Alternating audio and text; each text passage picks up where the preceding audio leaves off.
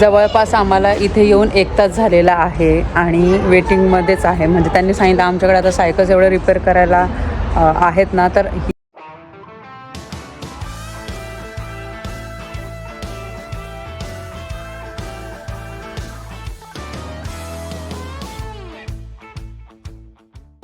नमस्कार मंडळी, कशा आहात? मजेत आहात ना? नवीन दिवसाची नवीन सुरुवात. आज आहे सॅटरडे आणि सकाळचे वाजलेले आहे 9:45. चहा घेतला आणि मस्त बसलो होतो वरांडामध्ये. वातावरण इतकं मस्त आहे ना. काल खूप पाऊस झाला, तुम्हाला मी दाखवलं होतं व्हिडिओमध्ये. पाऊस झाला पण रात्रभर पण पाऊस झाला आणि त्यामुळे मग कसं सगळीकडचं गारगार वाटतंय.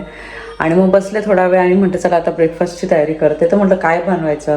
पोहे नेहमी बनवतो, उपमा, साबुदाण्याची खिचडी, परत बेसन पोळी, ते तर बनवून झालं. पण अजून काय बनवायचं. तर मग मी काल बघितलं होतं का माझ्याकडे ना हे ढोकळ्याचं एक पॅकेट आहे. तर मी विचार केला चला ढोकळाच बनवून घेते, म्हणजे ते संपून पण जाईल आणि थोडासा वेगळा नाश्ता पण होईल. आणि ढोकळ्याची जी प्लेट माझ्याकडे नाही आहे, तर मी काय करते, इडली पात्र आहे ना त्यामध्ये मी ढोकळा बनवते, नंतर कट करून मग त्याला फोडणी देत असते. मी माझ्याकडे हळदी कुंकू होतं तेव्हा मी ढोकळा बनवला होता ना, तर तेव्हा मी तुम्हाला दाखवलं होतं. कारण की आपल्याला असं वाटतं नाही ढोकळ्यासाठी प्लेटच पाहिजे असं काही नाही. आपलं इडली पात्र सगळ्यांच्या घरात ना इडली पात्र असतात. तर नॉर्मल आपण इडली जशी बनवतो ना तसंच ते मिक्स करून बनवायचं आणि नंतर मग फोडणी द्यायची. एकदम इझी आहे ते. आणि चला आता पटकन मी बनवून घेते नाश्त्याला. त्याच्यानंतर मग कारण की ढोकळा बनवायचं म्हटलं ना तर अर्धा पाऊण तास कुठे गेला नाही. तर त्यानंतर मग शॉपमध्ये पण जायचं आहे, भाज्या वगैरे आणायच्या आहे, फ्रूट्स आणायचे आहे. कारण की सॅटर्डेच्या दिवशी आम्ही नॉर्मली ग्रॉसरी आणि सगळं आणत असतो आणि संडेच्या दिवशी काय करतो, आम्ही आराम करत असतो. म्हणजे काहीतरी स्पेशल बनवायचं असेल किंवा परिवारासोबत टाईम स्पेंड करायचा असेल, त्यांच्यासोबत एखादी मूवी बघायची असेल, तर मग संडेच्या दिवशी आम्ही विचार करतो की तसं करायला पाहिजे. तर चला मी तयारी करून घेते अगोदर. बघा मस्त असा ढोका झालेला आहे आणि या साईडला पण एक छोट्या भांड्यामध्ये मी स्टीमरमध्ये ढोका ठेवला होता बघा, मस्त. आणि इथे साईड बाय साईड मी ना त्याला तडका देण्याचं जे आहे ना ते रेडी करून ठेवलं. कढीपत्ता नाही माझ्याकडे, कढीपत्ता असला असतं तर अजून छान झालं असतं. नॉर्मल तेल, जिरे, मोहरी, हिंग टाकले, मिरच्या टाकल्या, पाणी टाकलं आणि साखर टाकलेली आहे. आणि कोथिंबीर जी आहे ती वरतून मी टाकणार आहे. हे सगळं इथे काढून ठेवते मी.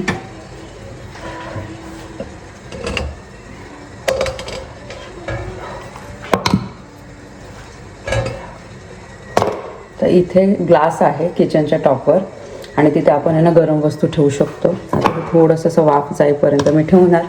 त्यानंतर त्या प्लेटमध्ये मी कट करून तडकाचं जे आहे ते वरतून मी टाकणार.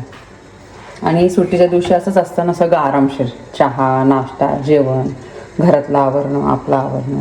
त्यामुळे मग डेली जसं काही गडबड असते, म्हणजे ऑफिस असतं. आता तर सुट्ट्या आहे, पण जेव्हा सुट्ट्या वगैरे नसतात तर सकाळी 8 वाजताच ब्रेकफास्ट होऊन जातो, स्वयंपाक लवकर होऊन जातं. कारण की ते रुटीन ठरलेलं असतं आपलं. आपल्याला मुलांना स्कूलला सोडायचं असतं, आणायचं असतं. त्याच्यानंतर मग आपलं जेवढं दिवसभराची कामं ते, आपली स्वतःची ॲक्टिव्हिटी वेगळी. मला असं वाटतं जो पण आपल्याला वेळ मिळतो ना तर त्या वेळेमध्ये ना काही ना काही करायचं, म्हणजे काहीतरी ना त्याचा यूज झाला पाहिजे, त्या टाईमचा यूज झाला पाहिजे.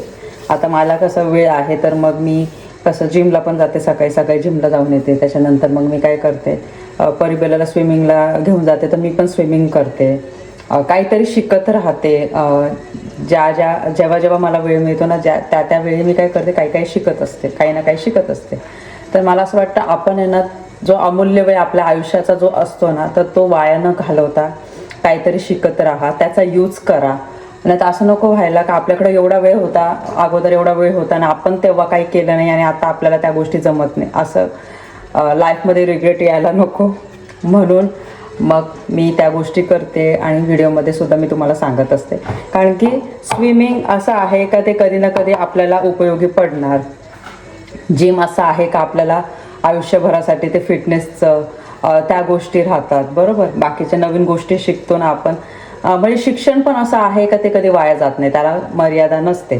तर कधी ना कधी यूज होतात सगळ्या गोष्टी. ज्या पण आपण नवीन नवीन गोष्टी करतो, नवीन नवीन ॲक्टिव्हिटी करतो, तर त्याचा कधी ना कधी यूज होतो. पण त्या वेळेचा यूज करा, एवढंच सांगेल मी. तर इथे बघा ढोकळा झालेला आहे आणि याला पीसेसमध्ये कट करून घेतले, कारण की हे इडलीच्या आकाराचं होतं बरोबर, इडलीच्या शेपमध्ये होतं, तर त्याला मध्ये कट करून त्याच्या अशा पीसेस करून घेतलेले आहे. आणि आता ढोकळा झालेला आहे, 2 प्लेटमध्ये मी ठेवलेला आहे. आता याच्यावर ना आपल्याला तडका टाकायचा आहे.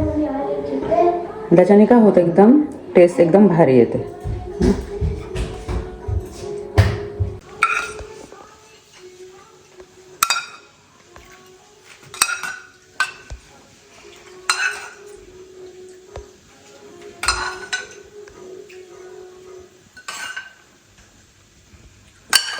आणि थोडंसं सिरप ठेवलेलं आहे आणि खूप जास्त गोड नाही केलं, एकदम गोड गोड आमच्या घरात आवडत नाही ढोकळा, असं थोडंसं लागलं पाहिजे एवढंच आहे. आणि हे थोडंसं सिरप ठेवलं कारण की ते असं आतमध्ये गेलं पाहिजे, टेस्ट आली पाहिजे.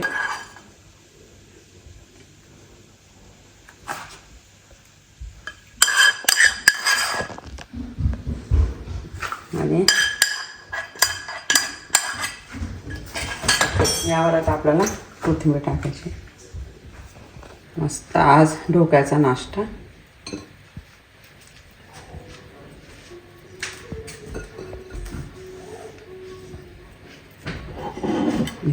अशा पद्धतीने ढोकळ्याची प्लेट घरात जरी नसली ना तरी पण तुम्ही ढोकळा बनवू शकता. आणि बघा, आणि मी हे ढोकळ्याचं जे पॅकेट आहे ना हे TRSचं घेतलं होतं आहे तर ते आहे. चला तुम्ही पण या नाश्ता करायला. आता आम्ही नाश्ता करतो, 10:20 झालेले आहेत. ॲक्च्युली मला जायचं आहे बाहेर. बेलाची जी सायकल आहे जिथून आम्ही घेतली होती बेल्जियममधून, तर ती पण रिपेअर करायची आहे. पुढचं जे हँडल आहे ना तिचं, तर ते निघतं सारखं, तर तिथे जायचं आहे. त्यानंतर मग ग्रॉसरी आणायला जायची आहे. परत इंडियन स्टोअरमध्ये पण जायचं आहे. म्हणजे आत्ता किती वाजले, आता वाजलेले आहे 12. आमचं तुम्ही बघितलं ढोकळा वगैरे खाल्लं आणि खूप हेवी झालेलं आहे ते. आणि नंतर भूक लागली तर आम्ही खाऊच बाहेर. पण मग परिबेराला पण सांगितलं लवकर रेडी व्हा, आणि मी पण लवकर आता रेडी होतो, उशीर झालेला आहे. आता आम्ही निघालो तर आम्हाला यायला 4 तरी वाजते, 4 ते 5 होतीलच आम्हाला, कारण की 5-6 ठिकाणी जायचं आहे वेग. आता आम्हाला जी सायकल घेतली होती ती घेतली होती बेल्जियमवरून. नाही तर इथून आम्हाला अर्धा-पाऊण तास लागणार बेल्जियमला जायला. म्हणजे डेक्कॅथलॉन आहे ना तिथे, कारण की ते बॉर्डरलाच आहे, त्यामुळे मग पाऊण तास तरी लागणार. पण एकदम तुम्हाला बेल्जियमला जायचं असलं तर मग 2-2.5 तास 3 तास लागतात आरामशीर. म्हणजे ब्रसेल्सला वगैरे जायचं असेल ना तर मग 2.5-3 तास लागतात तिथून. आणि खूप दिवसानंतर हा टॉप घातला, आणि हा जो टॉप आहे मी घेतला होता कोरियावरून. म्हटलं आज घालू, आणि कारण की वातावरण जे आहे ना आजचं ढगाळलेलं आहे आणि गार वारा पण आहे, त्यामुळे मग विचार केला का जीन्स आणि हे टॉप घालते. चला आता आवरून घेते पटकन.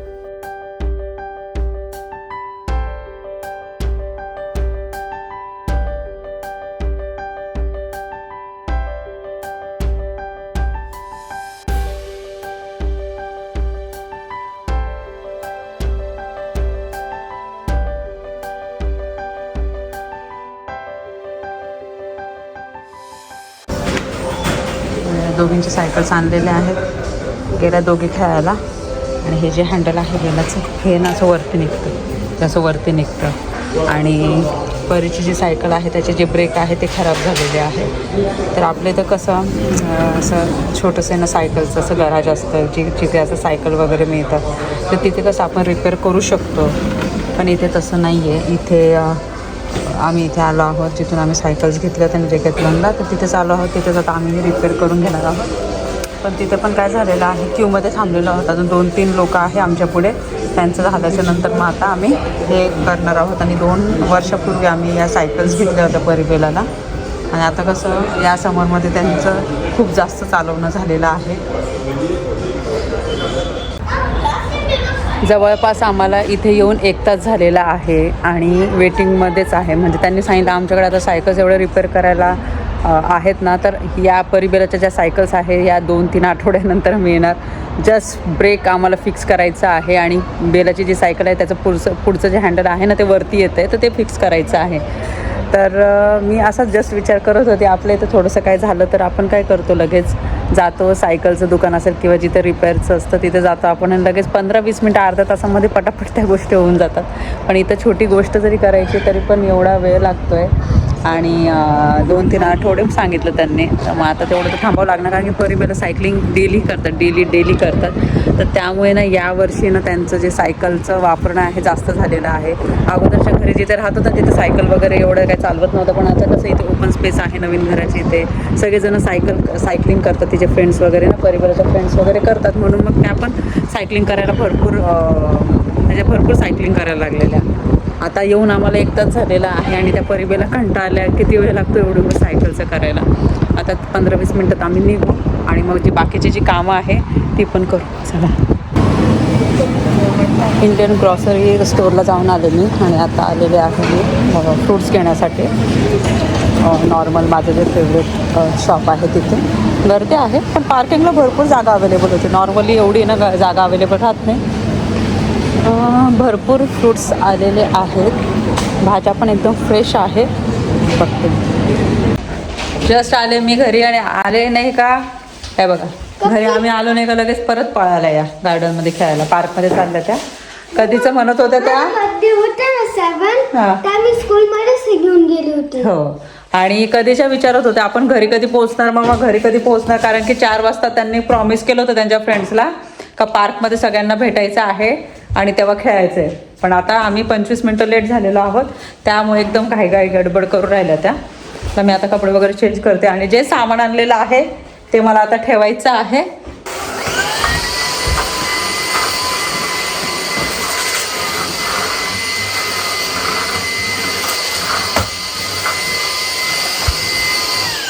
भरपूर जण मला विचारत होते व्हॅक्यूम क्लीनरबद्दल.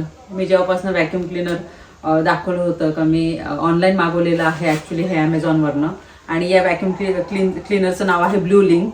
तुम्ही ॲमेझॉनवर ब्लू लिंक व्हॅक्यूम क्लीनर असं जरी सर्च केलं ना तरी पण 3-4 ऑप्शन्स येतात आणि प्रत्येकाची हे ना प्राईस वेगवेगळी आहे. आणि खूप चांगला आहे व्हॅक्यूम क्लीनर. चार्जिंग करावी लागते, फक्त एवढंच आहे. माझं कसं वापरून झालं का मी लगेच आहे ना चार्जिंगला लावून देते व्हॅक्यूम क्लीनर. आणि आज मला आहे ना हे वरांडा क्लीन करायचा होता, तर मी विचार केला चला व्हॅक्यूम क्लीनरबद्दल पण सांगते. परत एकदा सांगते, ब्लू लिंक आहे या व्हॅक्यूम क्लीनरचं नाव. तुम्ही सर्च करा, इझिली सापडून जाईल आणि प्राईस पण तुम्हाला लगेचच दिसणार. आणि काय झालं, बारीक आहे ना इथे कचरा आहे आणि हे सुद्धा आपण व्हॅक्यूम क्लीनरने क्लीन करू शकतो. आणि तुम्हाला माहिती आहे आपण आहे ना फेक ग्रासचं कार्पेट लावलेलं आहे वरांडामध्ये आणि परिवेला खेळतात. स्पेशली जे ब्रेसलेट वगैरे जे बनवतात ना, इयरिंग्स ब्रेसलेट, तर त्याचे छोटे कचरा वगैरे पडलेला आहे. तर आत्ता मगाशी आम्ही आलो, तुम्ही बघितलं, परिबेला बाहेर लगेचच खेळायला गेले आल्या आणि त्यानंतर मग सगळं सामान अर्धं ठेवलं, अर्धं ठेवायचं बाकी आहे. तर मी त्या अगोदर विचार केला, इथलं सगळं आवरून घेतलं आणि फक्त आता व्हॅक्यूम क्लीनरने मला हे क्लीन करायचं होतं. म्हटलं अगोदर हे क्लीन करून घेऊ आणि घर पण आपण स्वच्छ ठेवतो, वरांडा पण आपण इतकं छान बनवलेला आहे, तर म्हटलं सगळं छान दिसलं पाहिजे ना, त्यामुळे म्हटलं आता हे क्लीन करून घेते पटकन. आणि हे लगेच क्लीन करून झालं का याच्यामधला जो कचरा आहे ना, ते इथे ना बटन दिलेलं आहे, ते इथून लगेचच ते कचरा जेवढा आतमध्ये असेल ना तो लगेचच निघून जातो.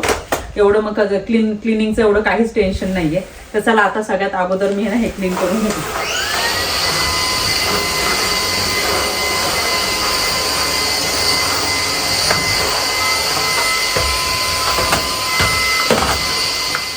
या साईडला पण खूप कचरा झालेला आहे.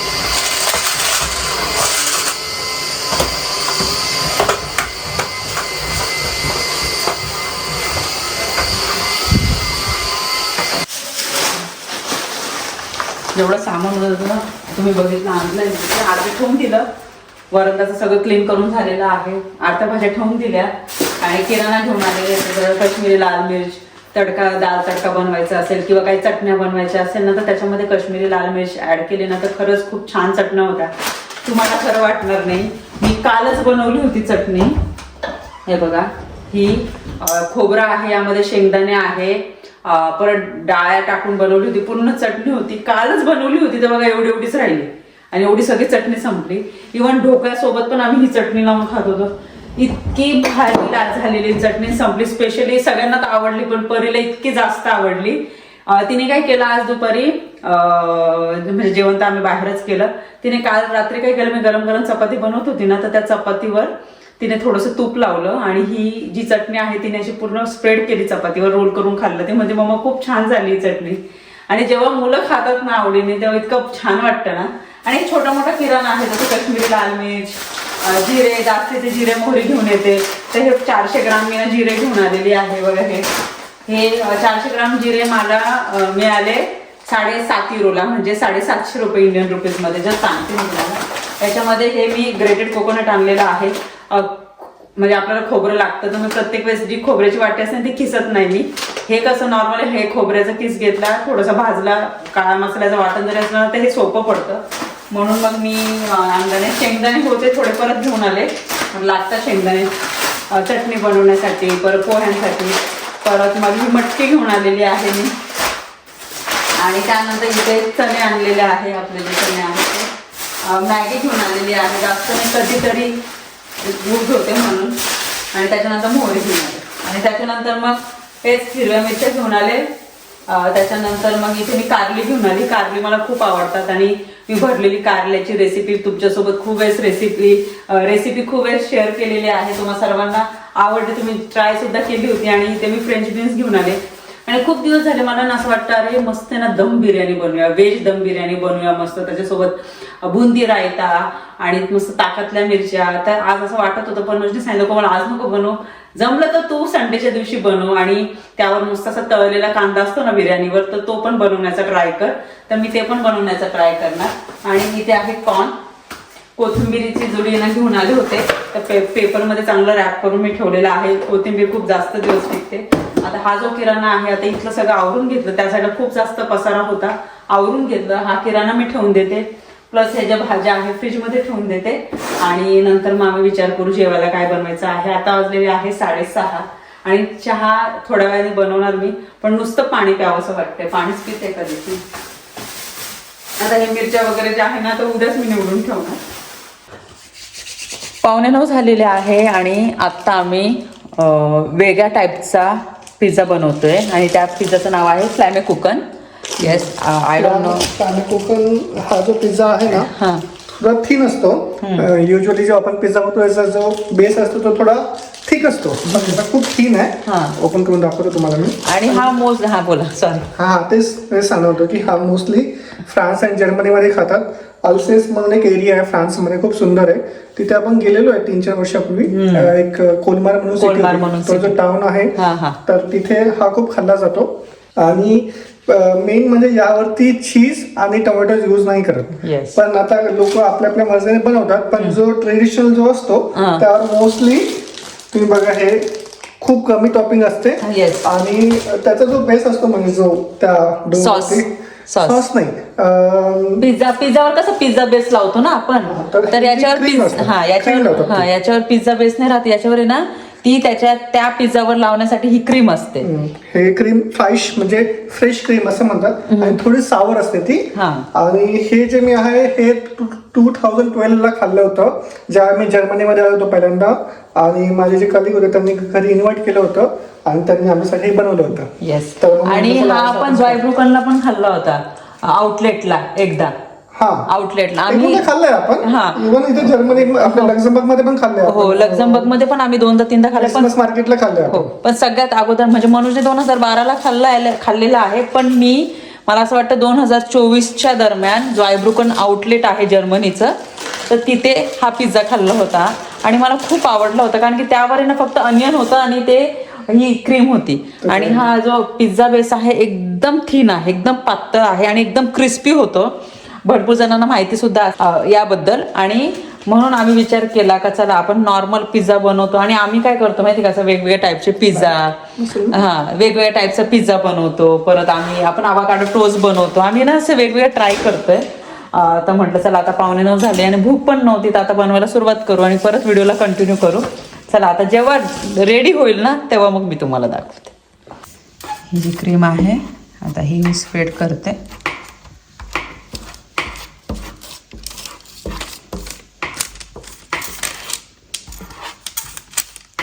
हा पिझ्झा झालेला आहे, तुम्ही बघू शकता एकदम थिन आणि असा थोडा क्रिस्पी असतो. आणि याला फ्लॅम कुकन काय म्हणतात. फ्लॅम म्हणजे फायर आणि कुकन म्हणजे जर्मनमध्ये म्हणतात केक. म्हणजे फ्लॅम कुकन म्हणजे फायर केक असं थोडक्यात असं ट्रान्सलेट केलं तर असा अर्थ होतो त्याचा. आणि जेवढं आम्हाला माहिती आहे तेवढं तुम्हाला दाखवण्याचा मी प्रयत्न केलेला आहे. सर्वात अगोदर मी परिबेलाला देते, भूक लागली त्यांनी. त्यांना जास्त व्हेजिटेबल्स नव्हते पाहिजे, त्यामुळे मग थोडेसे मी पनीर आणि हे अनियन, आणि याच्यावर आहे ना जास्त अशी टॉपिंग वगैरे नसते, या पिझ्झावर जास्त अशी टॉपिंग वगैरे नसते, हलकंसं अनियन असतं आणि मग एकदम कोणी कोणी टॉमॅटोज पण टाकतं, ते पण टॉमॅटोज आणि अनियनच असतं, बाकीचं चीज असतं.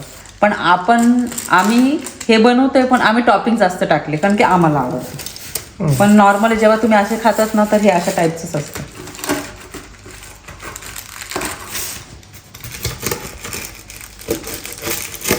परिबेला थिन आहे ना. हो एकदम थिन आणि क्रिस्पी असतात ते, टेस्टला पण छान असतं. आणि त्याचा बेस पण वेगळा असतो, टेस्ट पण थोडी वेगळी असते. आणि हा तुम्हाला ब्लॉग कसा वाटला मला कमेंट सेक्शनमध्ये नक्की सांगा. व्हिडिओ आवडला असेल तर व्हिडिओला लाईक करा, शेअर करा, सबस्क्राईब करा. भेटू आपण लवकरच नवीन व्हिडिओमध्ये. तोपर्यंत सर्वांनी काळजी घ्या. बाय. आम्ही स्कूलमध्ये खाल्ले मम्मा, हां स्कूलमध्ये खाल्ले आपण हे. खाल्ले स्कूलमध्ये हे.